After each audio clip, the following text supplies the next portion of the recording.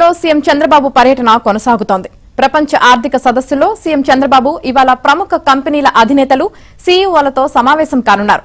World economic forum Congress సెంటర్లో జరిగే పారిశ్రామిక పురోగతి అంశంపై నిర్వహించే సెషన్లో సీఎం చంద్రబాబు పాల్గొంటారు.